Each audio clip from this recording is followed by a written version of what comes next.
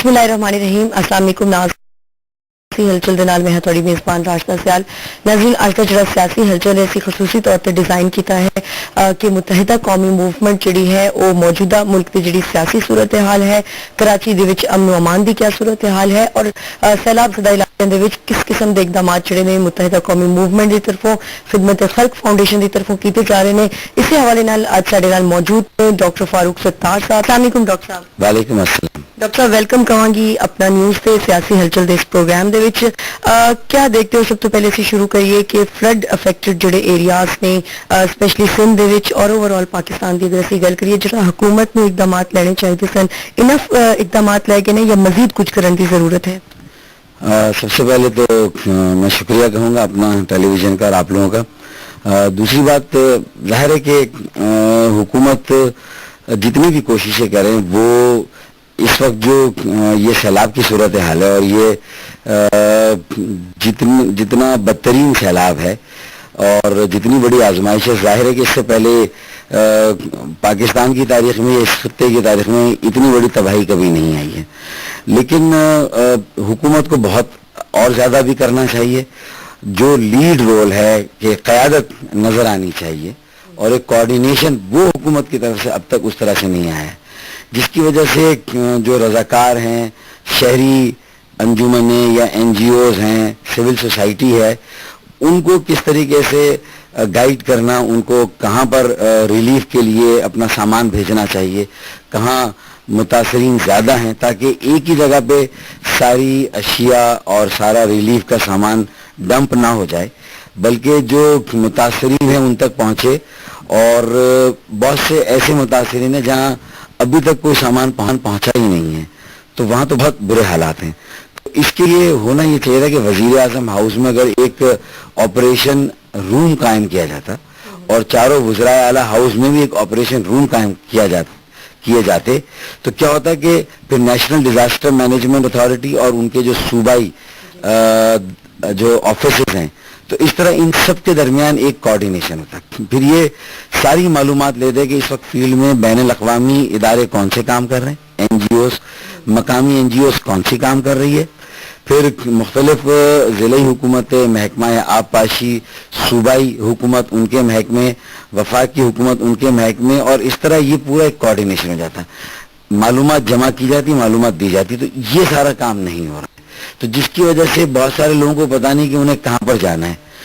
तो हमने कोशिश की है कि सिंध जो गवर्नर सिंध है उनके दफ्तर में एक ऑफिसर सिटीजन पुलिस लियाजन कमेटी, हमने वहाँ पर ये एक दफ्तर कायम किया है और वो अपनी हद तक तो कोशिश कर रहा है कि सिंध की हद तक लोगों को मालूमात भी पहुँचाएं कि भाई कहाँ पर कैंप लगे हुए हैं, कौन सी तंजीम कैंप चला रही है। फिर बाकी तंजीमों को वहाँ पर से मालूमात दी जाती है, हेल्पलाइन सेट की गई हैं, और फिर उसमें आर्मी के साथ कोऑर्डिनेशन कहाँ बनाना है, तो कोऑर्डिनेशन बहुत ज़रूरी है। तो वो असल में उसका फुकदान है। तो अच्छा, दूसरा फिर ये तबाही एक तो आसमानी आजमाइश तो है कि अल्लाह की तरफ से है, एक बहुत बड़ा चैलेंज है, और जिंदा कौमें वही होती हैं जो किसी चैलेंज को किसी मौके में तब्दील करें, किसी अपॉर्चुनिटी में तब्दील करें। तो हमने तो कहा है कि इस मौके को लेकर आप सिर्फ 2 करोड़ सैलाब ज़्यादा लोगों को हमें बहाल नहीं करना, बल्कि इसके ज़रिए से जो एक मोबिलाइजेशन आएगी, लोग मुत्तहिद, मुनज़्ज़म और मुतहरिक होंगे। अगर हम पूरी कौम को इकट्ठा करें तो हम इसके ज़रिए से तो पूरे पाकिस्तान के 18 करोड़ अवाम की तामीर और तरक्की का एक सिलसिला शुरू कर सकते हैं। देखें ना, सड़कें बनानी होगी, इंफ्रास्ट्रक्चर बनाना होगा जो तबाह हो गया है, दोबारा उन घरों को बनाना होगा जो, तो एक कंस्ट्रक्शन इंडस्ट्री, चाहे वो सड़कें बनाने के लिए हो, इंफ्रास्ट्रक्चर बनाने के लिए हो या घरों को बनाने के लिए, ये एक पाकिस्तान की मईशत को भी जो है वो एक नया बूस्ट मिल सकता है, एक बड़ी एक तक़वियत मिल सकती है। तो हमें इससे फ़ायदा उठाना चाहिए।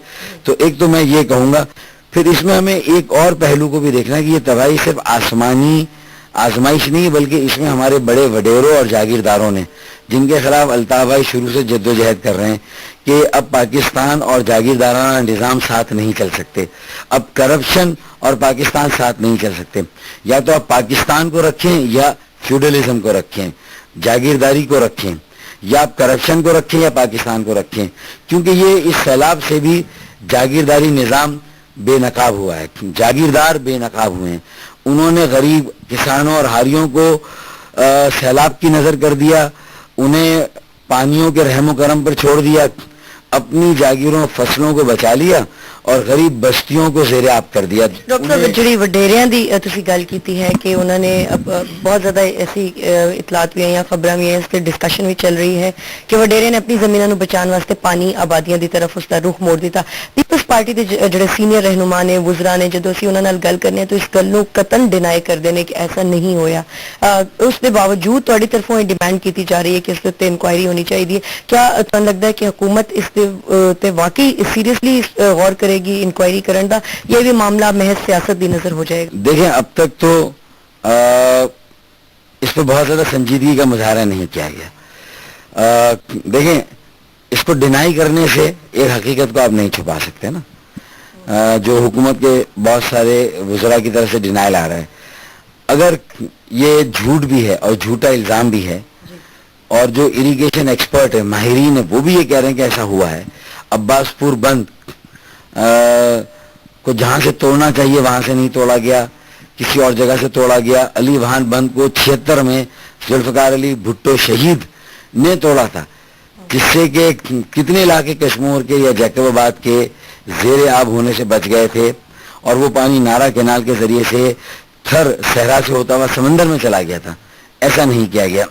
اسی طریقے سے یہ جو دادو کے بہت سارے گاؤں اب زیر آب آ رہے ہیں, تو اس کے حوالے سے بھی بہت ساری باتیں اسی طرح کی کہی جا رہی ہے.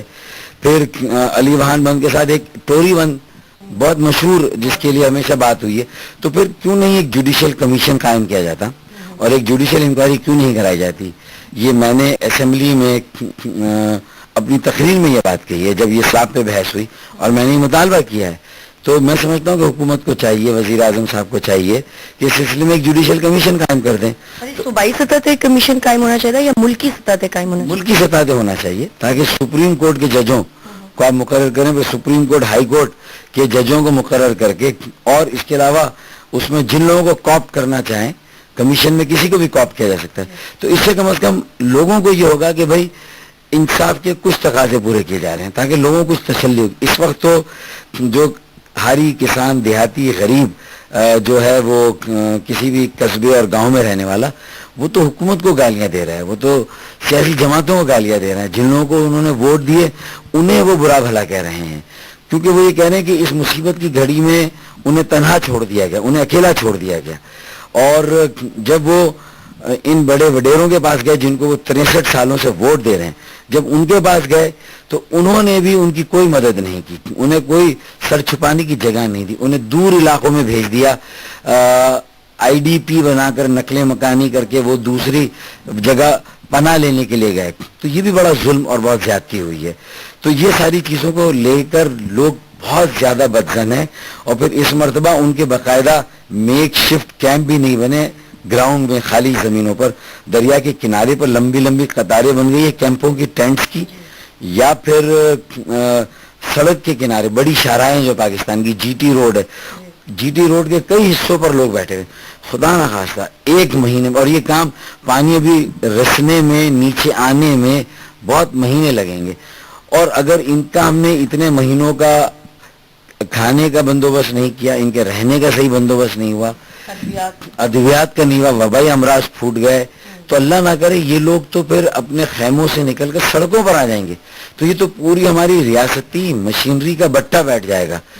اچھا ڈاکٹر صاحب, کیا وسائل پاکستان دے کول اس اتنا بڑا ڈیزاسٹر ہے, حکومت کے ساڈے کول وسائل نہیں نے, بیرونی امداد جڑی ہے اور جس طرح آنی دسیا جاتا ہے کہ جی گورنمنٹ دی کریڈیبلٹی نہیں ہے, اس وجہ تو بیرونی جڑی دنیا ہے امداد دین تو گھبرا رہی ہے. کیا کہو گے تسی کہ کریڈیبلٹی نو کس طریقے دے نال بحال کیتا جا سکتا ہے؟ دیکھیں کریڈیبلٹی کا بہت بڑا سوال ہے, اور اس میں ضرورت اس بات کی ہے کہ حکومت جو بات ہوئی تھی کہ نواز شریف صاحب کے ساتھ جب وزیر اعظم ملے تھے تو ایک کمیشن کی بات ہوئی, تو اس کمیشن کے لیے جو ہے وہ جلدی اقدامات کیے جائیں, اور اس میں ساری سیاسی جماعتوں سے بھی مشورہ کیا جائے. اور اس پاکستان میں ایسے لوگوں کی کمی نہیں ہے جن کی کریڈیبلٹی بہت اچھی ہے. ریٹائرڈ جج ایسے ہیں بہت سارے محکموں سے ریٹائر ہوئے لوگ ایسے ہیں, بہت ساری زندگی کی مختلف شعبوں سے ایسے لوگ ہیں جن کو اللہ نے بڑی عزت دی, بڑا نام دیا ہے, اور کوئی تنازع نہیں ہے ان کی شخصیات پر, اور پورے پاکستان میں ان کی اچھی شہرت ہے. ایسے لوگ لیں.